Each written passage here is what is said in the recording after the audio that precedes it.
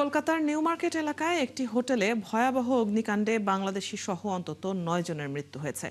বুধবার ভোর রাতে মির্জা গালিব স্ট্রিটে এই অগ্নিকাণ্ড ঘটে। দমকলের 4টি ইউনিট ও উদ্ধারকারী দল অভিযান চালিয়ে আগুন নিয়ন্ত্রণে আনে। দগ্ধ অবস্থায় কলকাতা মেডিকেল কলেজ হাসপাতালে চিকিৎসাধীন রয়েছেন বেশ কয়েকজন। প্রাথমিকভাবে এসির বিস্ফোরণ থেকে আগুনের সূত্রপাত হয়েছে বলে ধারণা করা হচ্ছে। এ ঘটনায় একজনকে গ্রেপ্তার করেছে পুলিশ।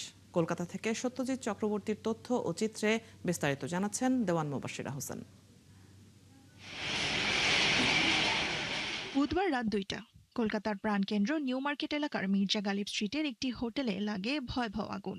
এতে প্রাণ হারান বাংলাদেশি সহ বেশ কয়েকজন। দগ্ধ হয়ে কলকাতা মেডিকেল কলেজ হাসপাতালে ভর্তি রয়েছেন আরও অনেকে। জানা যায়, ঘটনার সময় বেশিরভাগ অতিথি ঘুমিয়েছিলেন। আগুনের চেয়ে দ্রুত পুরো ভবনে ছড়িয়ে পড়ে ঘন কালো ধোঁয়া। ধোঁয়ায় দম বন্ধ হয়ে অনেকেই রুমের ভেতরে আটকা পড়েন। ঘটনাস্থলে পৌঁছে দমকল বাহিনীর একাধিক ইউনিট, পুলিশ ও উদ্ধারকারী দল অভিযান শুরু করে। কয়েক ঘন্টার চেষ্টায় আগুন নিয়ন্ত্রণে আনা হয় এবং বহু অতিথিকে জীবিত উদ্ধার করা সম্ভব হয়। ধোঁয়া ছিল তো আমরা আসলে ওইভাবে নিঃশ্বাস নিতে পারতেছিলাম না। তো পরে ফায়ার সার্ভিসের হেল্পে আমরা নিচে নেমে এসেছি। দরজা খুলে দাঁড়ানো সব ধুয়ে অন্ধকার। মিনিট 10-15 পর কর্মীরা আসে, ফায়ার সার্ভিস কর্মীরা আসে। আমি তো হাঁটতে পারি না, আমাকে ধীরে ধীরে মানে আস্তে আস্তে নিচে নামে নিয়ে এলো। ঘটনার পর ভবনটি কতটা ঝুঁকিপূর্ণ তা কর্তৃপক্ষের নজরে এসেছে। একই ভবনের বিভিন্ন তলায় পরিচালিত হচ্ছিল একাধিক হোটেল ও গেস্ট হাউস। ভবনে প্রবেশ ও বের হওয়ার জন্য ছিল মাত্র একটি সরু সিঁড়ি।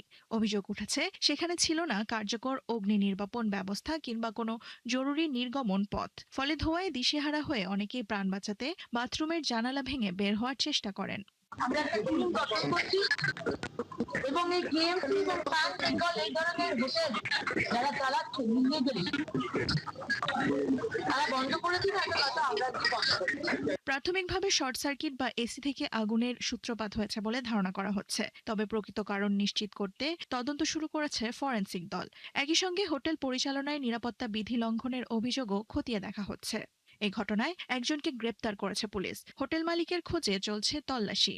মৃতদের পরিচয় নিশ্চিত করার পাশাপাশি বাংলাদেশি নাগরিকদের বিষয়ে প্রয়োজনীয় তথ্য সংগ্রহে কাজ করছে কলকাতায় বাংলাদেশ উপ হাই কমিশন।